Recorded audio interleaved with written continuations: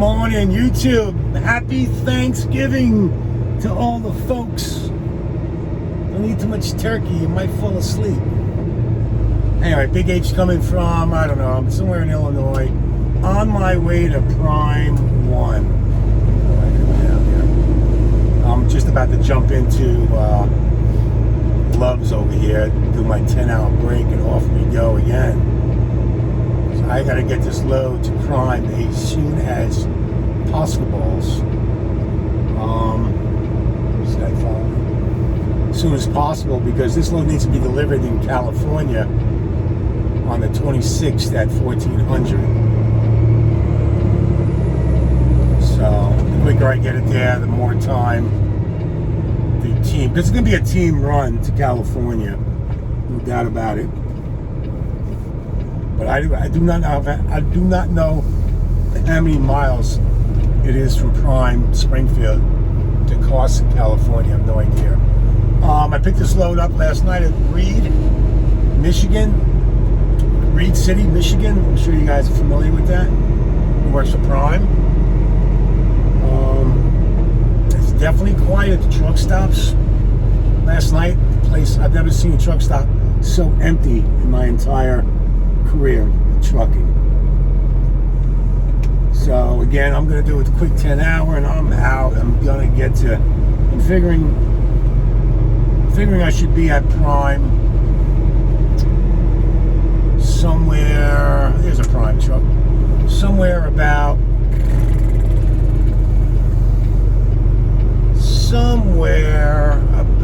12:30, 1 o'clock, something like that. Alright, hey listen, the reason why I'm making this video is because I came across a video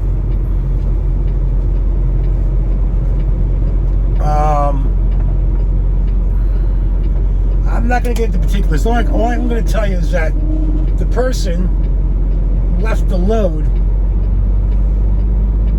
and took off. He disconnected. It's a he. He disconnected from the trailer and took off. You might ask what happened. Well, obviously, if you, I'm not going to go down names or anything like that. I don't know if the person subscribes to me or not, but he is a fellow truck driver that works for Prime. He's not a young guy, he's an older guy. And you know what, guys, if you're interested about coming into trucking, and I'll get back to the story in a second while I try to concentrate, but I missed my mark by about 5 miles. If you're going to come into trucking, especially reefer truck, if you're going to be a reefer driver, you got to understand that your sleeping patterns are going to be destroyed. You know, when I came into this industry, I pulled a couple all-nighters when I was partying. But for the most part, normal people, normal lives, you go to bed 11, 12 o'clock, you wake up 7, whatever, 8 o'clock, whatever. So that's a natural sleep schedule. I came to this industry when I started driving nights. It blew my mind. I said this in other videos. I almost quit. I couldn't fall asleep at all during the day. It was just nearly impossible for me to fall asleep, and which meant that I got very irritated. I mean, the slightest something as stupid as somebody looking at me wrong, I would snap. You know, I'm a short fuse guy. I'm gonna do this again. I'm a short fuse guy. I've controlled it since I've gotten older, but I wouldn't hesitate. I'm not trying to be cocky. I'm not trying to be a tough guy because I'm from New York. I'll get in your face and I'll slap it. I mean, that's the reality of the beast. I'm a mean dude. I can be a mean fucking dude.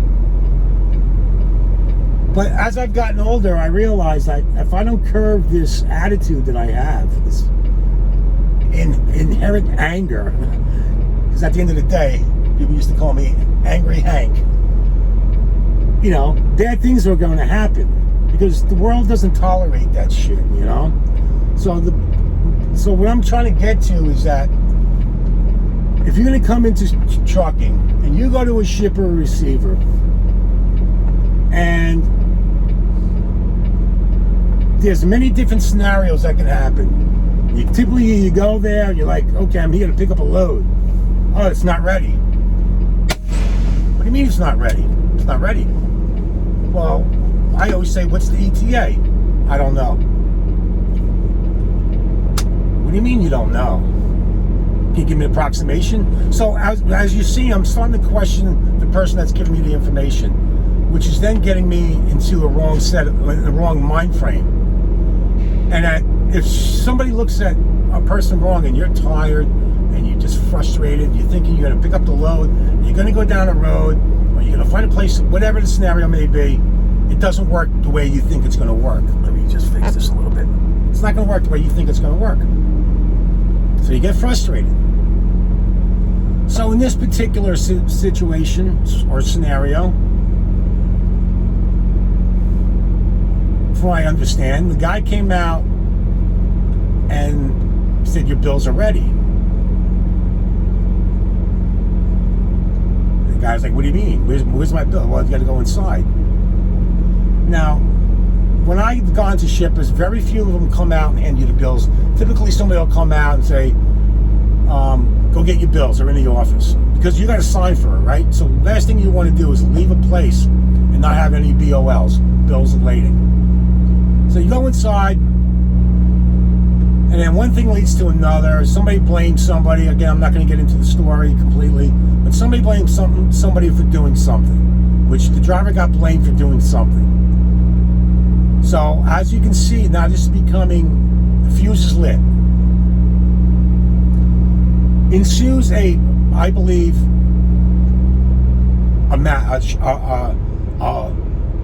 maybe a shouting match.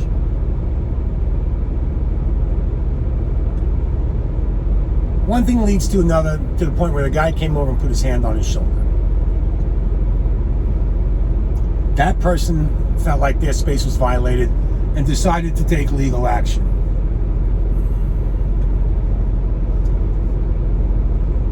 Why not just get the bills of lading and leave? And then why the drama? What are you trying to prove here?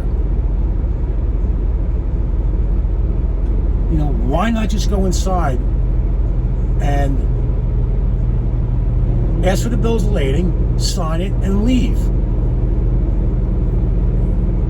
Hey, sometimes you go to shippers and receivers, as I said, things don't go your way for whatever the circumstances may be. Maybe short-handed, maybe like they don't have the product. There could be a few different scenarios. It's nobody's fault. You know, I've never gone into a shipper, especially, I'm just going to use shipper. I've never gone into a shipper before and said, I waited here 6 hours because why? What was the reason why I waited here for 6 hours? I never questioned it. It could be, like I said, they're short of hands, the product's not there, maybe the machine broke, maybe somebody got sick, maybe somebody got hurt. We don't know the back end of the story. You're getting paid to sit there anyway. If it's after a couple of hours, you start getting detention. So you're getting paid. But you go in and you cause havoc. Now you involve authorities because somebody put their hand on their shoulder. Maybe the guy's trying to calm you down because you're going absolute bananas. Okay, somebody accused somebody. I get it, but you don't go in. I mean, my approach would have been, listen, it's impossible for me to have done that because of A, B, and C. And said, listen, can I have my bills of lading so I can leave? We don't need to go down this road. People have talked to me at shippers, try to degrade me, belittle me. I don't stand for that shit. What I say is, listen, I didn't come in here with an attitude. I'm not here to cause any trouble. I'm here to pick up your load so I can deliver it to the place that it needs to be delivered. Because I have my BOLs. And that shuts them down. Now they have no room in which to flare out and start having this big ego. Or having their ego get into play, or put into play here. Okay, and then on top of that, after all this commotion, you now, or this person decides to leave, unhook from the trailer,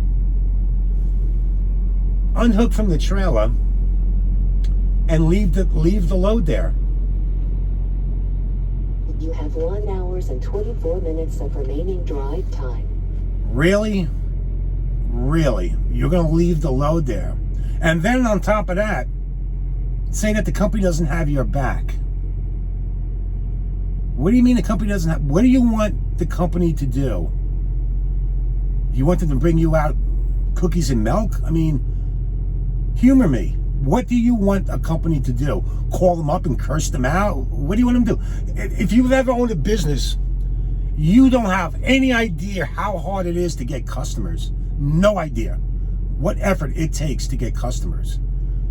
So now, because you copped an attitude, you're leaving the load there. That load may have to go 500 miles down the road and be there in 10 hours, 11 hours, 8 hours, whatever. Now you got to have your fleet manager or dispatcher try to find somebody that's in that location to pick up the load because you had a hissy fit. I'm not saying whether the shipper was correct or incorrect. Maybe they weren't. But as a professional, you coming into this industry, we are hired to commit to a load. You pick up a load, you deliver a load. If that's not what you want to do, then before you hit the word yes and send the information, send the load commitment, don't send a load commitment. Say, nope, I'm not going. Or you could have walked out of that place with the bill of lading in your hand, jumped in your truck, did your live depart call, switch trailers, whatever you had to do, and then tell your fleet manager, listen, do me a favor. I do not ever want to come back to this place again because they were ignorant, they were belittling me, they were just a bunch of distasteful human beings. I do not want to come back here. But instead, you decided to blow off the load, unhook from your trailer, and go wherever the person went to go cry. And I'm not talking about a 20-year-old kid. I can expect that from a teenager, because you know what? I look at myself and I probably would have done something like that. I got all pissed off because somebody hurt my feelings. The older me is picking up that trailer, biting my tongue, and delivering it because I have a commitment to deliver that load. Now what you have done is not only you compromise the company you work for, but now you're possibly screwing up where the load's going. And the load where it's going had nothing to do with your beef or their beef or your tiff. They had nothing to do with it. So now there's potential that the dispatcher's now gotta pray and hope. He's gotta calm you down, you know, because you're going off on rails. Now he's got to find a person that's hopefully locally within a couple miles, say 50 miles, that has nothing going on, and beg and plead for them to go pick up this load. So he's scrambling. Now there's another chance that the shipper is going to call the company and say, listen, do me a favor. Either don't ever send this person here again because he's not welcome, or we don't want your business. I'll take it somewhere else, because I see a lot of trucks with refrigerators on them. We're not the only carrier that has refrigerators on them. Because again, you have no idea how difficult it is to get a customer and then keep them. It's not as easy as you think, folks. I've owned my own business. The customer service is really an art in itself. It's not easy to do. So if you're going to come into trucking and you're a kind of person, again, that you may be hungry, your sleep patterns are totally disturbed, and you know in yourself, deep down inside, that if somebody says the wrong thing or looks at me, I can go off the handle in 13 milliseconds, then don't do it. Don't do it. Or if you're tired and you you don't want to do this load, then don't take the load. Get sleep. But there's no reason to make yourself look like an idiot, make your company look even worse, and pray and hope that this load gets covered, because now the shipper is going to be like, oh, we can't get that box of cereal. And that cereal needs to be on the shelf in the morning. So the ripple effect that you just did because of what you've done extends a lot further than what you thought it extended. So what do you do with a person like that? You fire them instantaneously. If that was my company, big, small, it's irrelevant. If that was my company and my employee did that, automatic termination. Without it. I don't want to hear it. Grab your shit, you're out. In a day and age where the economy's tanking, everyone's fighting for rates, everyone's fighting for every last single penny. There's potentially an employee that's looking to possibly ruin a relationship that God only knows how long it took to mold. It could have taken months, weeks, years. I don't know. I don't know how big it was, how big they are. I've been thinking about this for 24 hours and how incensed I am about the way somebody handled that. And I do see a little bit of me when I was younger. Like if someone accused me of something or somebody said something to me and I was in the right frame of mind, I would have went off too. But I'm not that guy anymore. You know, I'm a businessman. This is my business. Although I work for Prime, I'm contracted through Prime. This is not my truck. I got to give the keys back in September. But this is my own business. I want more business. How do I do more business? I do what I say I'm going to do. And if I'm going to be pissed off about something, there's always a phone call to my buddy, or I'll scream out loud, whatever it is. But I'm not going to show my unprofessionalism to potentially losing the customer or getting kicked off that lot and never to come back again. Because if I can't come back there, there's potential that I lose revenue at some point down the road. This is all about revenue generation for me. I'm working on Thanksgiving because it's revenue generation. I'm working Christmas because it's revenue. New Year's because it's revenue. I'm a worker bee, man. I don't go home. If I had a family, it'd be a different story. I don't. But this is all about revenue for me. This is all about stacking the cash. And I'm not going to have any one person, where no matter where I go, dictate whether or not I'm going to get revenue. So think about it before you come into trucking.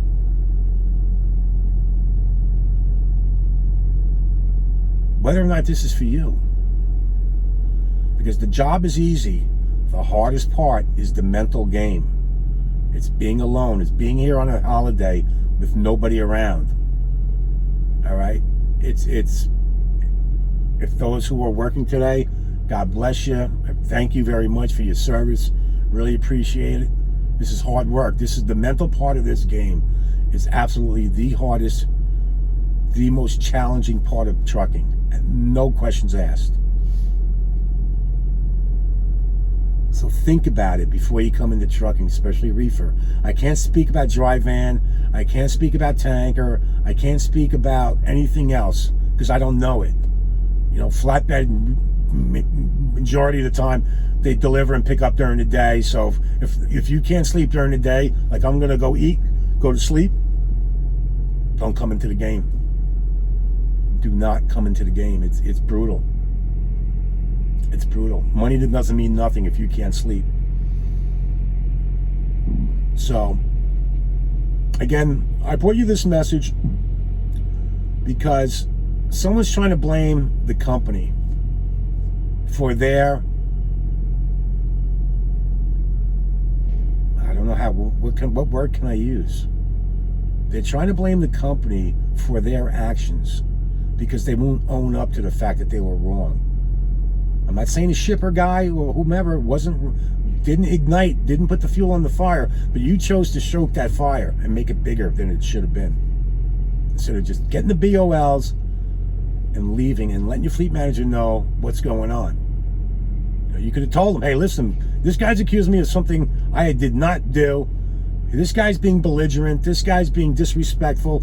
You could have went down that road and avoided a lot of different scenarios. Now, I don't know what the outcome was. I don't know if he did end up taking the load. It sounded like to me he didn't take the load. He just dropped it and took off.